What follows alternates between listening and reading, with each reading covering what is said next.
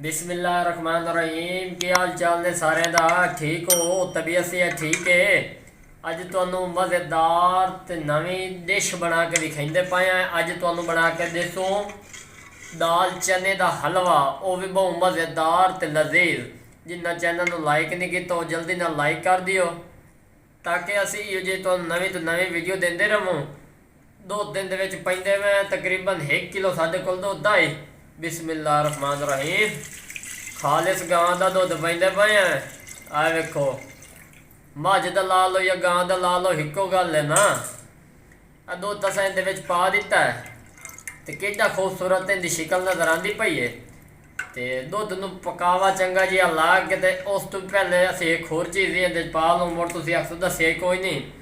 आ तकरीबन 1 पाओ साडे कोल दाल चना आई। ये चैक कर लो। असीं इन्हां नूं 3 घंटे पानी भिगोया। मुड़ असीं इहनूं चंगी रीत धोता ते धो के उबालिया। उबाल के ते हुण असीं इहनूं इहदे विच पैंदे पए। ठीक हो गया। बिस्मिल्लाहिर्रहमानिर्रहीम। आ हो गई है छोलियां दी दाल। अद्धा किलो तो थोड़ी जी घट आई, लेकिन लगता है चंगा। लेकिन इहदे हलवा बनाइंदे पए हैं।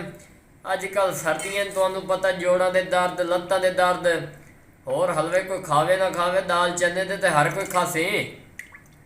असीं इहनूं इहदे विच चंगी रीत पकाइने आ ते मुड़ तुहानू असीं इहदी शिकल विखाइने आ। ठीक हो गया। माशाअल्लाह जी माशाअल्लाह। वेखो किहड़ी सोहनी इहदी शिकल नज़र आंदी पई है। तुहानू तो नज़र आंदा ही पिया उसी ते नाल नाल मैं तो लाइव वेखदा पिया ना। ऐ चेक करो, दाल दा हलवा मज़ेदार असीं तैयार करेंदे पए आ। ते ये जिहड़ा दुध असां पाया खालिस पाया, ये ना आखो पानी वाला, उसे खालिस पा दिता ते इहनूं असीं खुश्क करेसू। इस दुध नूं इहदे विच खुश्क करेसू, दाल ताकत वाली हो जासी। ते वत मुड़ असीं जिहड़ी जिहड़ी चीज़ां पईसू वो ते तुहानूं नाल नाल विखाई हमसो। ठीक है।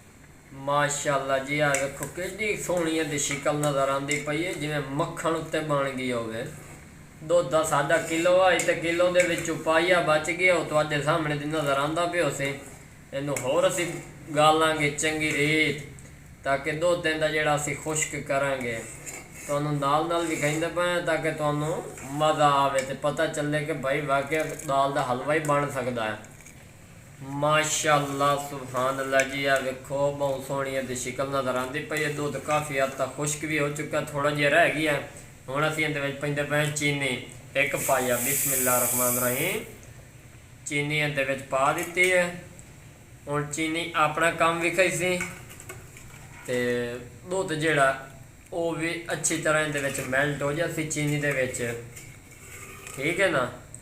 तुहानू नाल नाल विखाइंदे पए ते चैनल नूं लाइक सबसक्राइब ते शेयर कर दिओ, ताकि इहो जिहियां VIP तुहानू वीडियो मिलदियां रहन ते इहदे विच अच्छी तरह मैल्ट हो जावे ना। ते फिर तुहानू असीं इहदी होर शिकल विखाइने, उतने तक दुध भी इहदा खुश्क हो जासी। माशाअल्लाह जी। आ वेखो साडा जिहड़ा दुध है वो ज़्यादातर तो खुश्क हो गया, थोड़ा जिहा रह गया। दाल भी साडी काफ़ी हद तक गल गई इहदे विच। ते हुण असीं इहदे विच पैंदे पए घिओ। चीनी भी विच खुर गई है ते घिओ विच पैंदे पए। बिस्मिल्लाहिर्रहमानिर्रहीम। आ चेक करो, तकरीबन 2 चम्मच असीं इहदे विच घिओ पावांगे, ज़्यादा नहीं पावांगे।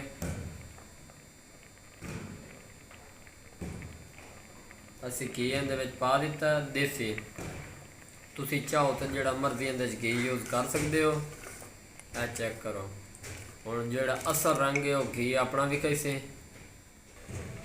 जिहड़ा असां इहदे विच घिओ पाया, इहदी खूबी ये पई कि घिओ जिहड़ा दाल नूं चंगी रीत भुना देसी, दाल इहदे विच भुज भी जासी, दुध जिहड़ा वो भी खुश्क हो जासी। ते किहड़ी खूबसूरत इहदी शिकल नज़र आंदी पई है। जदों तक ये खुश्क नहीं होएगा उदों तक असीं इहनूं नहीं लहावांगे, चाहे भावें पूरा चूल्हा खाली हो जाए गैस का। लेकिन तुहानू नाल नाल विखाइंदे पए ते एक लाइक ते सबसक्राइब तो बनता ही है ना। इतनी मेहनत करते पे तुहाडे कणी करते पे ना। ए चेक करो माशाअल्लाह जी। आ वेखो दुध साडा सारा खुश्क हो चुका, बहुत खूबसूरत इहदी लुक नज़र आंदी पई है। दाल साडी जिहड़ी है उहदा हलवा जिहड़ा वो रेडी हो चुका ते बहुत मज़ेदार तैयार होया। असीं इहनूं ग्रैंड नहीं कीता, साबित दाल तो हम तैयार करके विखाइंदे पे, ताकि तुहानू मज़ीद मज़ा आवे। ते 2 मिनट बाद असीं उतार के तुहानू मज़ीद विखाइंदे। माशाअल्लाह सुभान अल्लाह जी। दाल साडी रेडी हो चुकी है। हुण असीं इहनूं कटेंदे पे हैं। बिस्मिल्लाहिर्रहमानिर्रहीम। बहुत ही खूबसूरत हलवा हमारा जो है वो रेडी हुआ है।